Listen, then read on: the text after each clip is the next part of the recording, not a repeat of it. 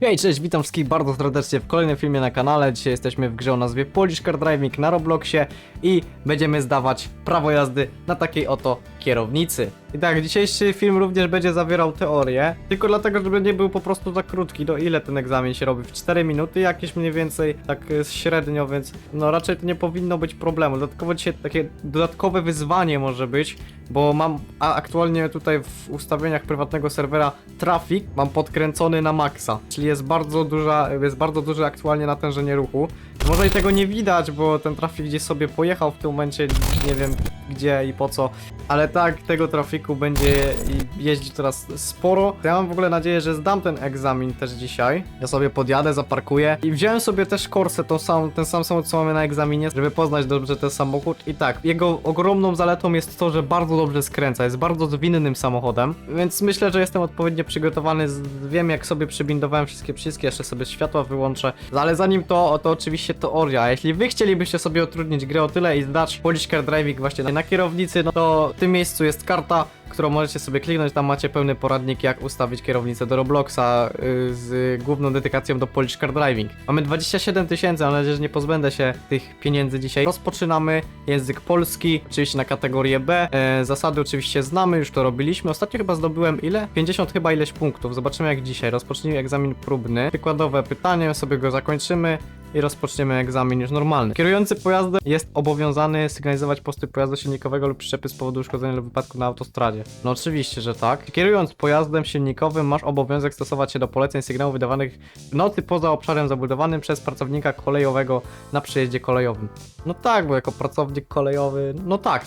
Czy zgłaszając wypadek drogowy na numer alarmowy służb ratunkowych powinieneś udostępnić swoje dane identyfikacyjne. No tak, jak najbardziej, nie? Czy dozwolony jest postój pojazdu na wjeździe do bramy? Nie. Zabrania się cofania pojazdem w tunelu na moście i wiadukcie. Tak. Czy kierując pojazdem od zmierzchu do świtu masz obowiązek stale zachowywać szczególną ostrożność? Ale szczególną? Nie. Czy przed wjechaniem na tory należy upewnić się, czy nie zbliża się pojazd szynowy? No tak. Czy masz obowiązek ustąpić pierwszeństwa pojazdowi szynowemu, który wyjeżdża z pętli? No tak, jak najbardziej. Czy wyprzedzając hulajnogę elektryczną masz obowiązek otrzymać odstęp nie mniejszy niż 7 metrów? No tak. Podczas wyprzedzania hulajnogi elektrycznej masz obowiązek zachować odstęp nie mniejszy niż 7 metrów. Ty, no to samo pytanie. Tak. Czy zbliżając się do przejazdu tramwajowego masz... No tak. Masz obowiązek zachować bezpieczny odstęp od wyprzedzanego pojazdu? Tak. Masz obowiązek ustąpić pierwszeństwa pieszemu wchodzącego na przejście? Tak. I mamy specjalistyczne pytania. W której z wymienionych niebezpiecznych sytuacji na drodze najlepiej sprawdzi się pojazd wyposażony w tak zwane ESP, czyli układ stabilizacji toru jazdy? W sytuacji pokonywania ostrego zakrętu i trudności utrzymaniem oczekiwanego toru jazdy. W sytuacji konieczności nagłego przyspieszenia na drodze gruntowej. W sytuacji konieczności utrzymania... Nie no, oczywiście, że A. W której z wymienionych niebezpiecznych sytuacji na drodze najlepiej sprawdzi się pojazd wyposażony w tak... To kolejne pytanie razy 2, nie? Raczej no C. W przypadku, gdy kierujący przekroczył dopuszczalną prędkość o więcej niż 50 km na starosta wydaje decyzję na zatrzymanie. Na 3 miesiące prawko zatrzymuje. Kierujesz samochodem osobowym podczas ulewnego deszczu. Którą z wymienionych czynności należy wykonać po wjechaniu w kolejne wypełnioną wodą? Płynnie zmniejszyć prędkość, myślę, jest super idealną odpowiedzią. Następne. Jaki odstęp należy zachować podczas wyprzedzania samochodu osobowego? Zależny od szerokości warunków. Okej, to już jest koniec egzaminu. Ostatnie pytanie. Którą z wymienionych czynności należy wykonać kierując samochodem osobowym w nocy podczas mgły? No i A. Myślę, to jest odpowiednia odpowiedź. I tu mamy praktykę, możemy zacząć, okej. No to dobra, mamy ustawioną godzinę 7. Bierzemy egzamin praktyczny B01. Okej, super, mamy stanowisko 4. Tutaj musimy podejść. Zgłosiłbym sobie dźwięk, żeby słyszeć dobrze egzaminatora. I co, myślę, że możemy zaczynać. Czekaj, please wait. Proszę sprawdzić działanie świateł awaryjnych. Dobra, światła awaryjne. Proszę przygotować pojazd do jazdy. Światła ręczny, Proszę pierwszy bieg. ruszyć i zatrzymać się w polu na końcu toru. Dobra. Jedziemy. Słyszę BM-kę gdzieś tam. Może ja powinienem włączyć w sumie pierwszoosobową kamerę, tak mi się wydaje, nie? Też na ten łuk to może sobie... Proszę wycofać do pola na początku toru. Może sobie odpuszczę. Bo tu nic nie widać, jakbym do tyłu jechał. Nie, przód mogłem zrobić w sumie. Jeszcze. Dobrze, idziemy na górę. Okej, udało się. Okej, ruszam.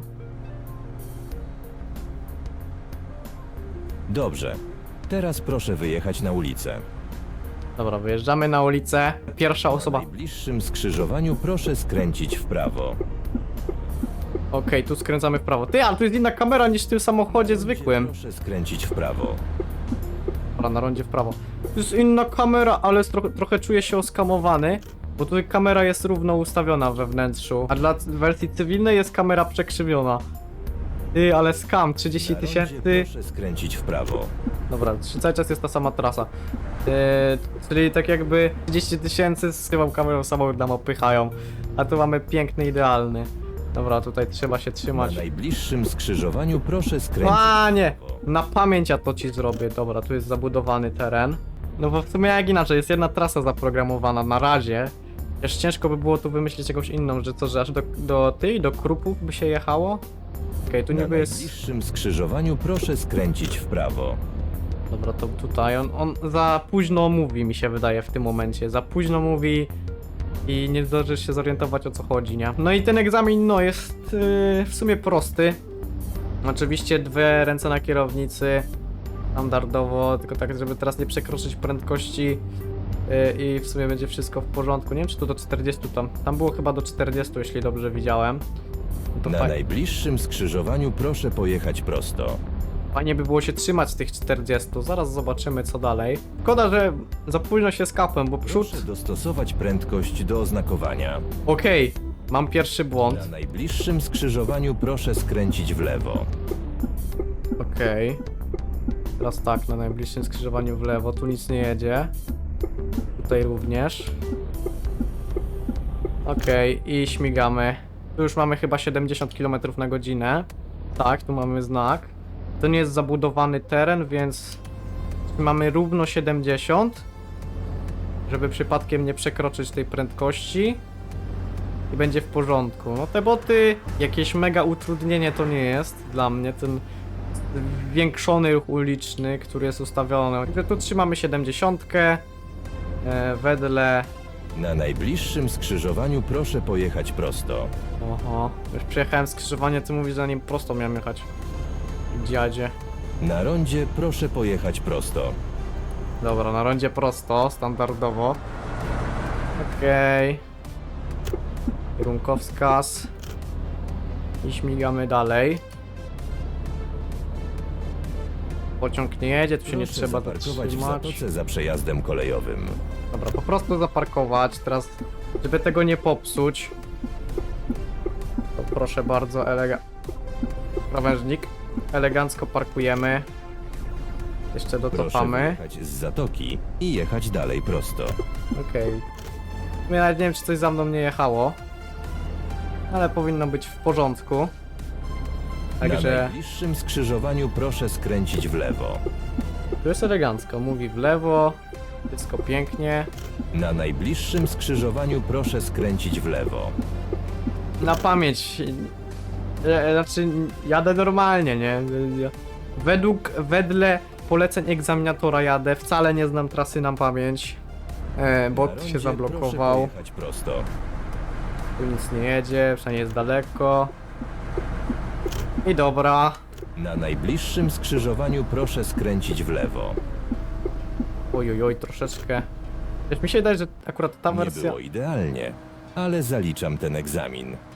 A, czyli rozumiem, że nieważne czy dobrze, czy źle, zawsze mi powie, że jest nie idealnie. Okej, ale zdaliśmy, no. Jako tako zdaliśmy.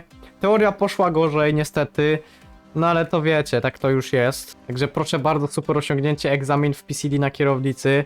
Tak, chciałbym jeszcze wam tylko powiedzieć, że mam kontakt z pewną osobą, która pisze taki specjalny program, który ma ułatwić konfigurację kierownicy do PCD, jednocześnie uwzględniając shifter, czyli skrzynię biegów, którą ja tutaj mam i ona nawet nie jest przykręcona, bo po prostu nie jest potrzebna, bo w PCD nie da się jej ustawić na razie. Ja chciałbym jeszcze przypomnieć, że jeśli podobają wam się moje treści, możecie zostawić suba. Jeśli chcielibyście mnie szerzej wesprzeć, możecie zakreślić wspieranie, za które macie specjalne bonusy. I zapraszam jeszcze na Discorda, na którego również przekładają się bonusy ze wspierania lub wysyłania tam donate'ów, to już tam bardziej na streamach. Na dzisiaj to tyle, dzięki serdecznie, do następnego, cześć!